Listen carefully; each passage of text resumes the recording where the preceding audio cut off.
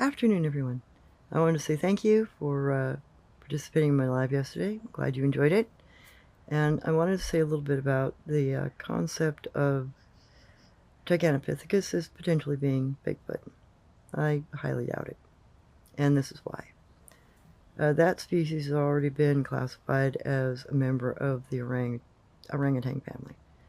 They don't have any of the characteristics of Bigfoot. They have characteristics of greater apes from Africa and Asia. And there are no fossils here in America that have ever been found of any kind of greater ape of any kind, be it Gigantapithecus or a gorilla, a baboon, a chimpanzee, an orangutan. There is nothing like that in our fossil record here in the Americas. We have monkeys, but they're New World monkeys, and they are all downturned nose monkeys, unlike African and Asian monkeys that all have upturned noses. So, no, I don't think they're any relation. So let's talk a little bit about what potentially Bigfoot are. If they habitually walk upright, it suggests that their spinal column attaches underneath their skull. You can see that evident as Patty is walking away in the film. She walks away several hundred yards. Gorillas can't do that. They can walk approximately 40-50 feet and they have to sit down, as do chimpanzees and chimps. Their legs can't handle it. But Patty, her legs could handle it, and she walked away. Mind you, there are more than just that one film of her doing that. They had several films of her doing that. That's just the best one. And they also had 1,752 tracks that they cast of her, so there's a lot of track evidence associated with her. When she turns to look at you in the film, you can tell the head rotation is there, though the muscles are too thick, so she has to turn her upper body. You also note when she turns, she's got a chin on her jawbone. Greater apes do not have this little chin bump on their jawbones.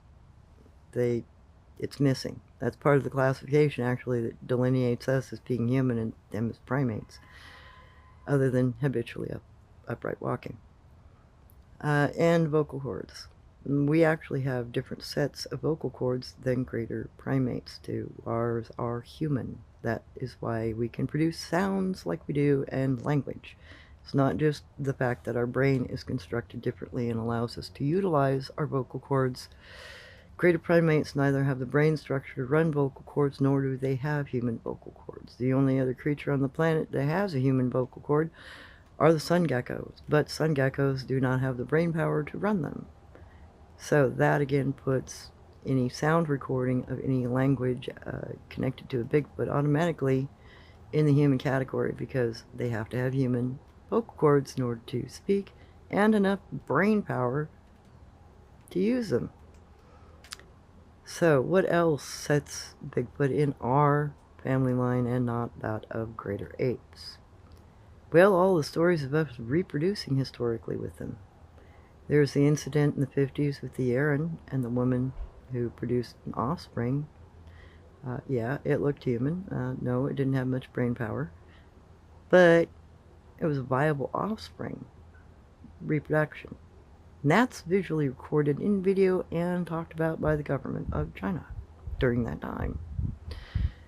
That puts them straight in our family category, because you cannot reproduce with greater ape. We are not closely enough related to do so.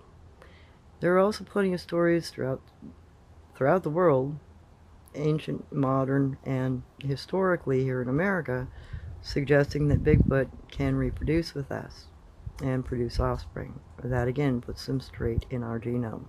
That makes them human.